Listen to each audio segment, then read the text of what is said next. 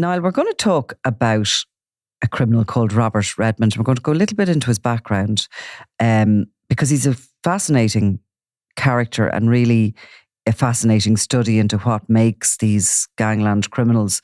I think he's somebody who has a background that is relevant to where he is now. He's serving life in prison and he's just pleaded guilty to conspiring to murder the father of one, Jordan Davis. We'll describe that murder, what happened there. But I think he's somebody who came from chaos and before he was jailed, lived an absolutely out of control, chaotic existence fueled on his own product, a little bit of paranoia, and this sort of attitude that he was completely untouchable and could do whatever he wanted.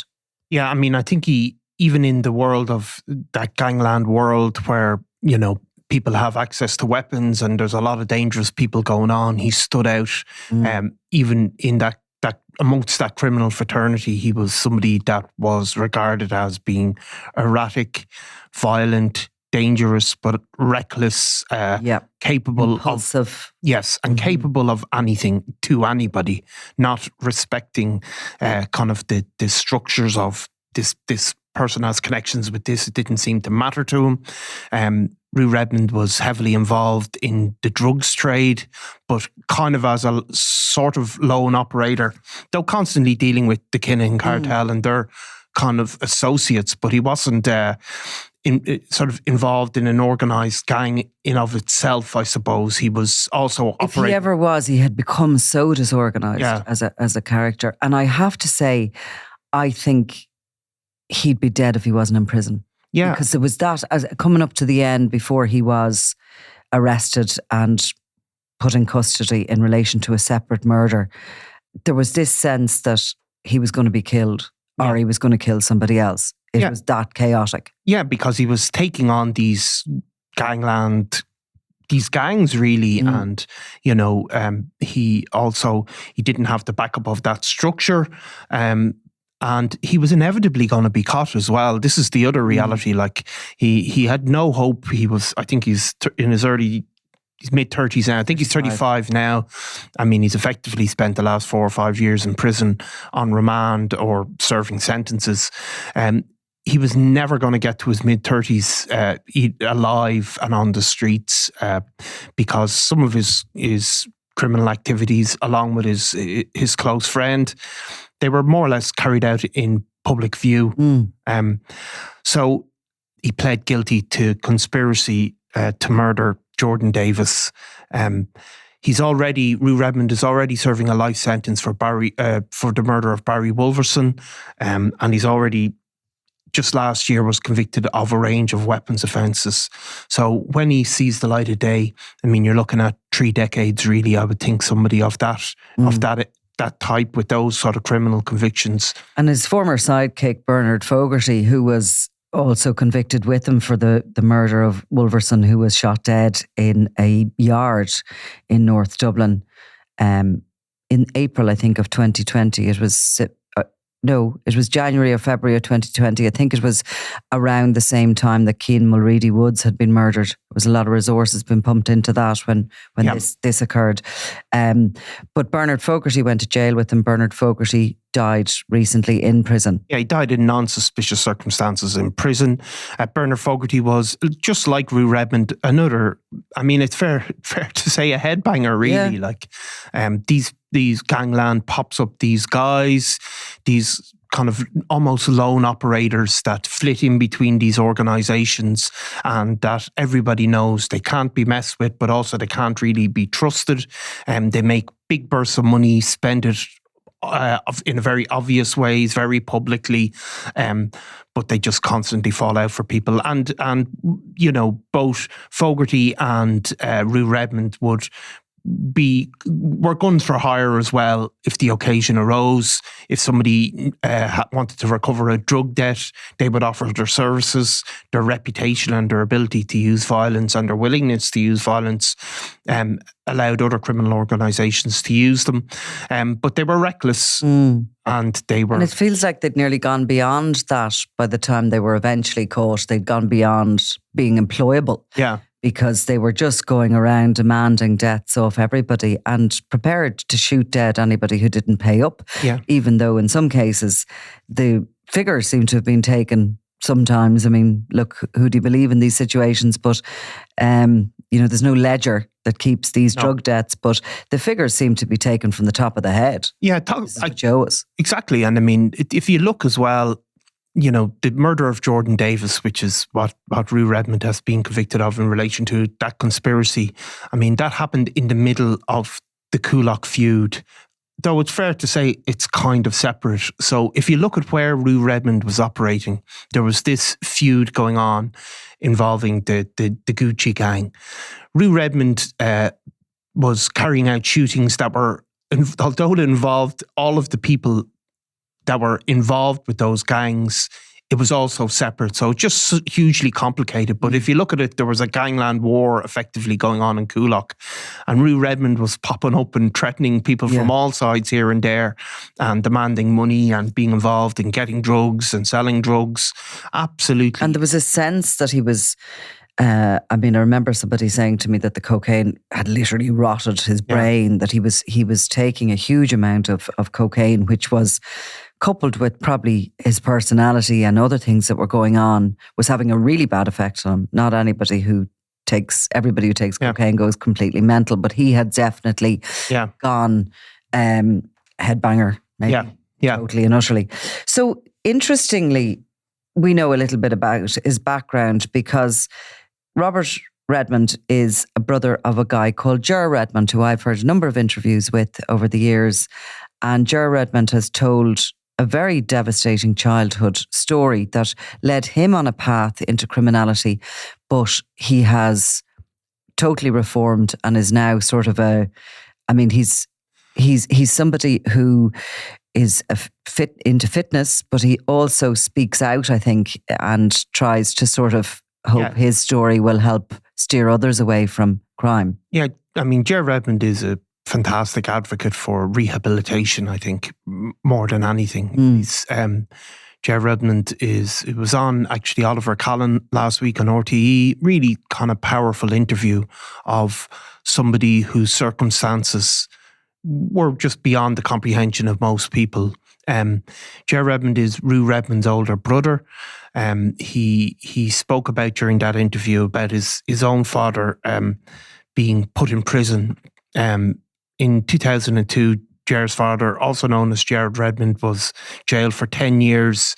I think he had 3 years suspended as well after he threw a petrol bomb into a house following a dispute in North Dublin. That petrol bomb killed a sleeping child. I mean, it was a huge, huge story at the time. Obviously, I think everybody accepted he didn't intend to kill a child. However, you throw a petrol bomb into a house, there's always that risk. The child was just, I think it was 23 months, and he died of smoke and gas inhalation. So obviously, Ger Redmond's father was convicted in this case, which was extremely high profile at the time, and he left behind a number of children, really. Children that had to effectively fend for themselves. Ger Redmond, as the older brother, was, becoming, as a teenager, effectively a father figure to his own brothers and sisters. He has spoken about the fact that he was actually a great footballer, Ger Redmond, and he had been chosen to go to the UK to one of the Premiership teams, I think, as a teenager, when they bring them over and they try them out and everything.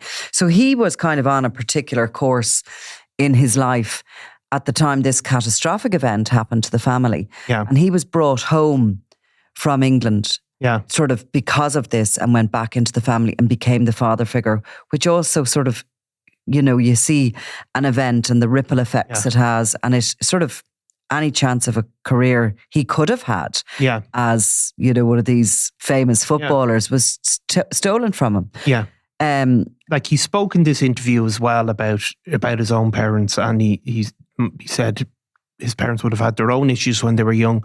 They were 15 or 16 when they had us. Right. So he, they were his own parents were thrust into being parents at the age of 15 or 16. And he spoke about, Ger Redmond, this interview spoke about seeing people on drugs became normal. So that was his normal world.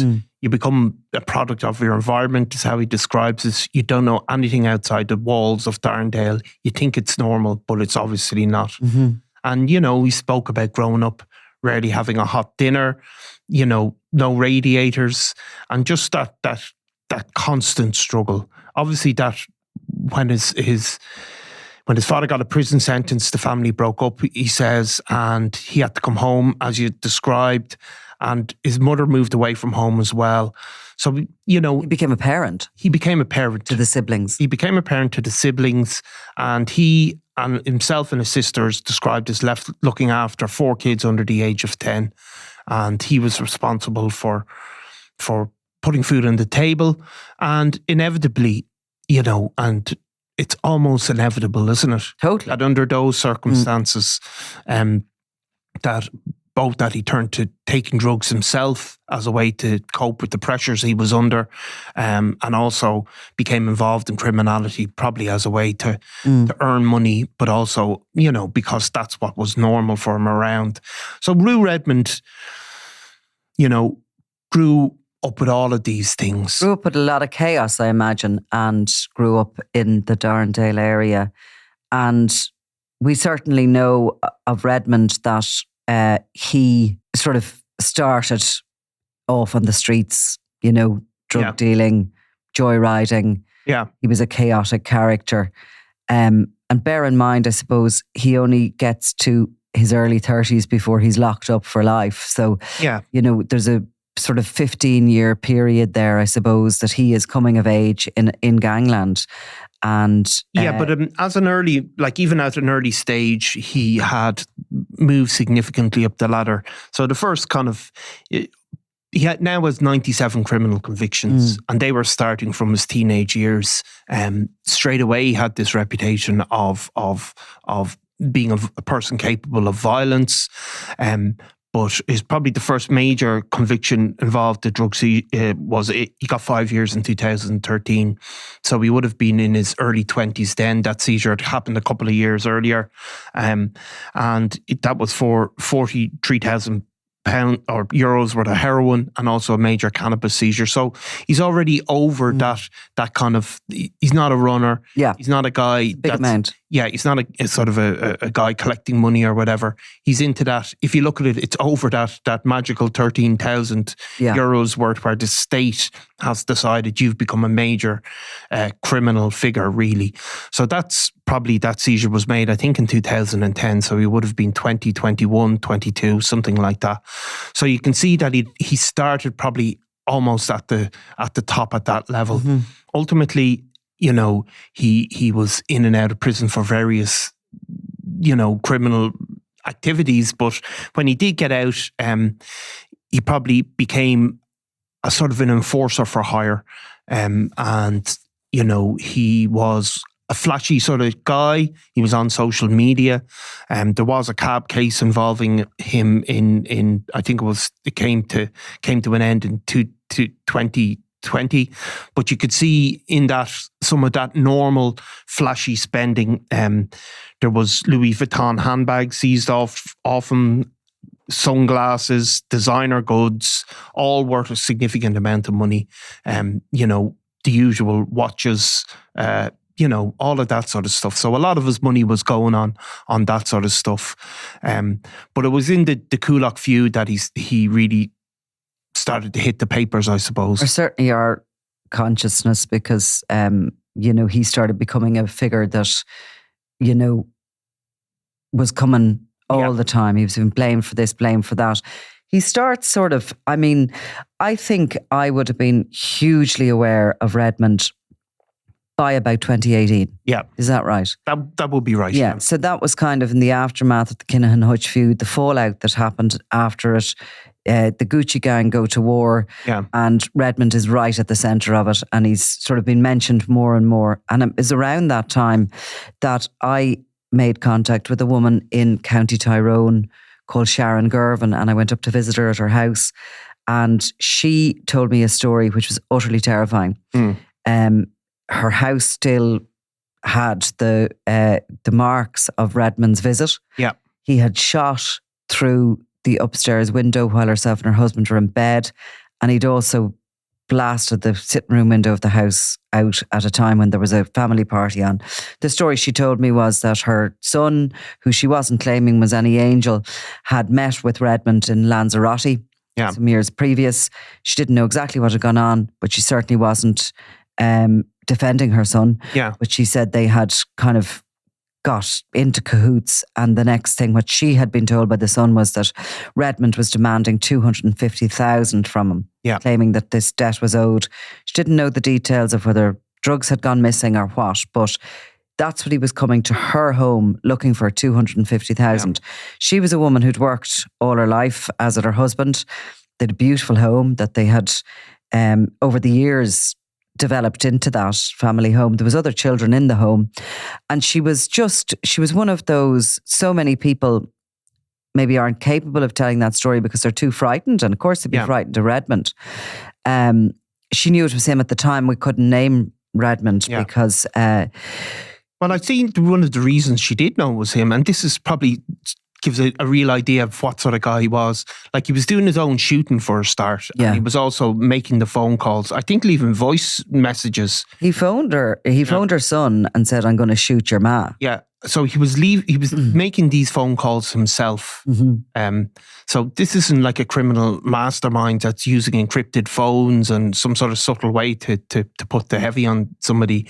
He was going around phoning up people, leaving voice messages, then doing the shooting himself. I mean, so part of that makes you think this is somebody that's out of, but the dangerous bit, I suppose, for the people at the receiving end of this is they do realise this person is out of control and absolutely will kill me without any even thought of whether he gets caught or not. So I mean, that was. And this was a family that had not been involved in anything. This was such an alien world to Sharon Girvan and to her family. Now, she did an interview with me, and I'll see if I can pull a little bit of that. So the first shooting was my daughter's 21st birthday party. Thank God we were all out the back. And I was just coming in through the door, and the shot started. When we went back and looked at the cameras, so the car comes up this way, slows down at the gate, drives up, there's just a roundabout at about 250 yards, turns, drives back down, just lets them out, just out of camera view. They run up, shoot over the hedge, and run back into the car. In a text message, he warned, "You want to tell your connections to stay alert and watch the gaff, mate, because we're coming with tools, and if you're not there, someone will get it." But the intimidation didn't stop there. On July 1st, Sharon and her husband had gone to bed when they were awoken with the sound of an explosion over their heads and the flash of bullets. I heard someone let a roar last night, We're fine, next time there won't be any roars let, You were getting 5 or 6 in the face. She was terrified, but she was also brave. She was brave enough to speak out about him.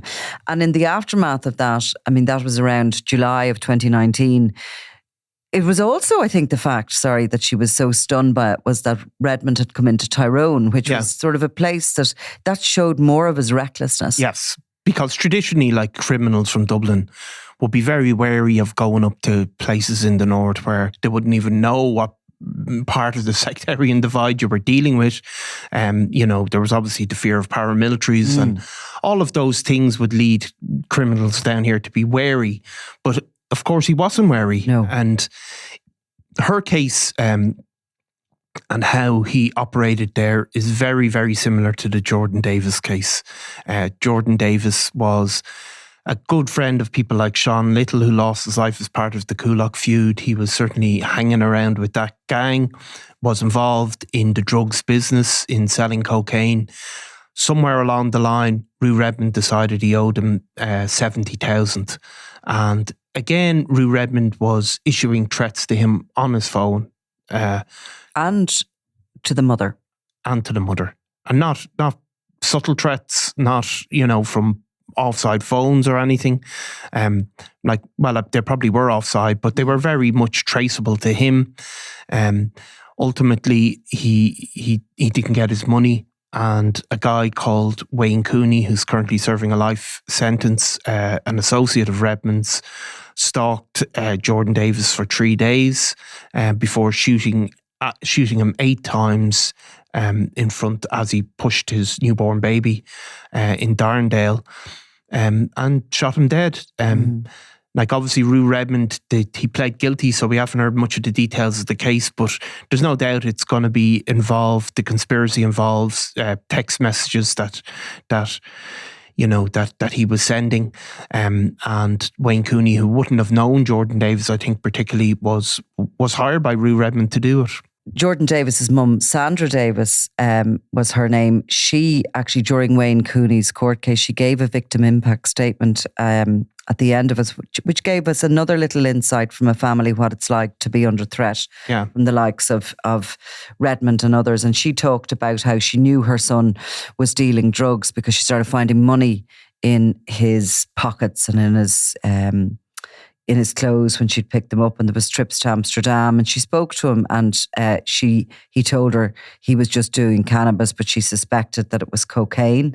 She said that she told her son she didn't want trouble coming to her door, and that he was sort of constantly trying to reassure her he'd everything under control. But then they started coming to the house looking for this money, and guys showed up outside her home, telling her that Jordan needed to pay his effing bills, and that night the windows of her home were also put in, and she was terrified.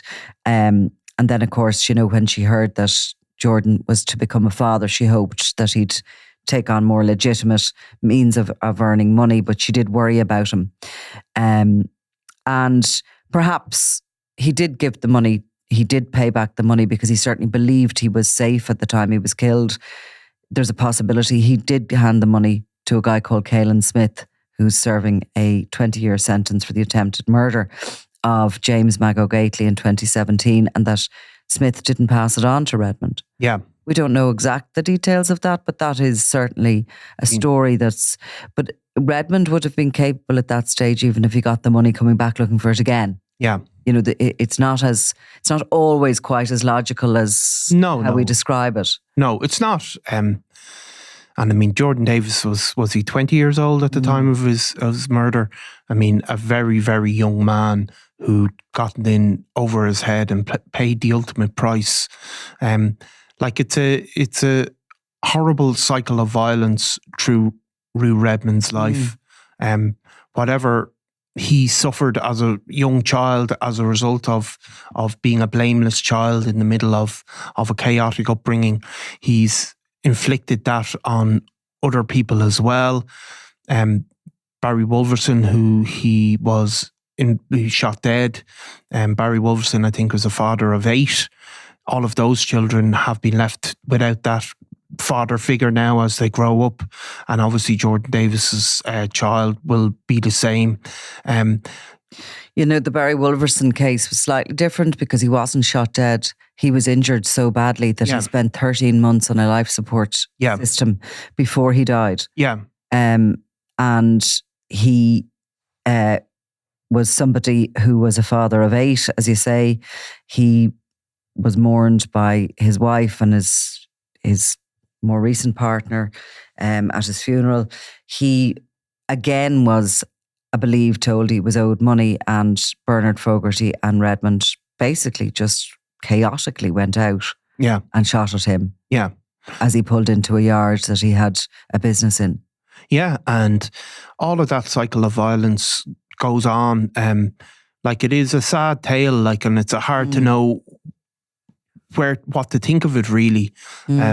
Certainly the families of Roo Redmond's victims don't have to excuse him as a result of the childhood trauma. They definitely don't. I mean, they have now had that trauma inflicted on them. I mean, there's a case to be said, if you suffered that childhood trauma, why would you then go and inflict it on other people? I think the victims' families are exempt from having to feel that way. Yeah. But I think as a society, we need to look at what moulded this very dangerous killer. Yeah. And if you look at his brother, how did his brother get out? And his brother could have, by his own admission, gone down that route and had gone down that route and spent time in Mountjoy. But his brother found something else to give his energy to, partly his fitness work, and then obviously a broader way to serve his energy towards rehabilitation. What does Trina O'Connor, who was in with us, she calls it social capital. Social capital, yeah. So I mean, social capital within that Redmond home was very poor from the very beginning, with the parents being so young, and probably, I think Ger Redmond has spoken that they were both heavy drinkers. Yeah. They weren't great providers probably for their children. And then this incident happens when the father's removed from the family. How were the family viewed in the area after that happened? That's a horrific thing. Yeah. All that social capital is falling away as they're growing up, as they're becoming teenagers. Yeah, and I mean, we're lucky in our upbringing. Things go wrong for us. We get protected by our family unit. You get put in circumstances where if something goes wrong in your life, you can see another path, and that path is made as easy as possible for you by having a loving environment and access to resources. Like, the Redmonds clearly did not have that, and it's stark when you hear Ger Redmond saying that's all he ever saw was the drugs business from a young age. That's what he saw. That was his world. I couldn't say that. I could say I saw other worlds, and I saw choices. Other choices. And I had other choices, really other choices. He did not. And when those choices were presented to him, he took them, He took other choices in the aftermath of getting sucked in. Roo Redmond obviously didn't have that in him. He couldn't pull himself out, or didn't want to. I don't know what the solution to it is, and what's his level of, he is responsible for his own actions. I suppose what used to be said to me was, that's an explanation for what he did. It's not an excuse, but it is an explanation. You're right. There is a reason that hitmen, don't come from Dalkey. They don't come from Dalkey, or because it is the social conditions breeds these types of things as well. You have to look at from young men who are, want to make their way in the world. If you're like Roo Redmond, you're a young man who's wants to be somebody. If you don't have that option of being somebody in a positive way, it's understandable that you go the negative route. And then also there is just this could he have gotten out, and all of that. So who knows? I mean, I don't know how you add it all up or how you stop it, But it's sort of, I think, just important for us to consider it and not to... No, I think it's... and you agree, I know you do. This is why we're talking about it. Yeah. And not to just, I suppose, think that everybody who's involved in Gangland, sure, they're just scumbags or something like that. So I mean, there's always an old narrative of, there's the scroats and the hero cops, I suppose, isn't there? That's the crime business, and of course, look, we probably fall on that ourselves at times, but there's no doubt that look, as I said, there's a reason gangland crime occurs in places where there's poverty, deprivation, alienation, and dysfunction. And there's a reason why it doesn't occur in communities where there's money and opportunity. There's so few people who can come out of the situation and articulately. Yeah. Stumbled over that a bit. Yeah. Articulate. Yeah. Be articulate enough to tell their story in a way that it makes us sit up and listen. Yeah. And that's what is wonderful about what Ger Redmond has found it in himself to do, because without him having told the story, we would know little about Roo Redmond's upbringing and, where he had come from. And of course... I really admire people who can come forward and talk, because of course there is this sense in that world that no matter... if you talk, no matter what it is you're trying to say, you're a tout. Yeah. And that's looked down upon and it alienates them and stuff. So I do admire people who can, tell their story in the way he can. Yeah. And there is recovery stories every day all over this city. I mean, they probably don't get have the access to the media, but they happen every day. And the people who live in these communities know they happen every day. There's people who turn around their lives every single day and go through and do terrible things and then go on to live absolutely wonderful lives. And you can see it in all of those community groups and in the world of recovery anyway.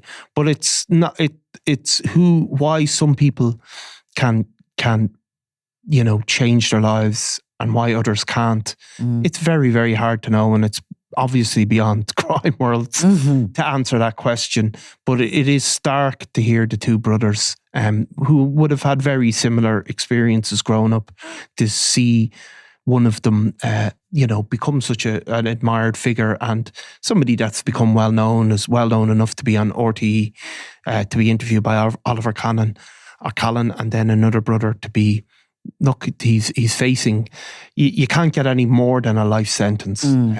So he's got a life sentence for Barry Wolverson. He's going to be sentenced for this conspiracy to murder. Like, you can't be given any extra time. You can't say, and 5 years to be served after his life sentence.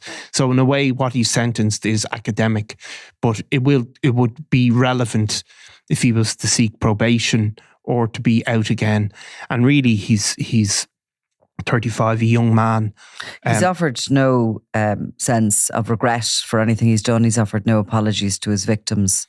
Yeah, he hasn't. And, so perhaps he will find a road to recovery down the road, but it certainly doesn't appear to be happening now. And of course, Yeah, I mean, it could be, he may well do, but he will have a lot of time to contemplate his life because he is going to be in prison for a long, long time.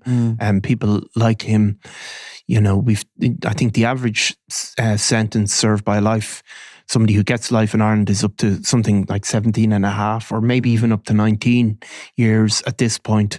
But there's a lot of those gangland killers are serving approaching 30 years at this stage, and they're not being released into the community easily either. They start getting day release, but that can go on for 5 or 6 years after 20 years in prison.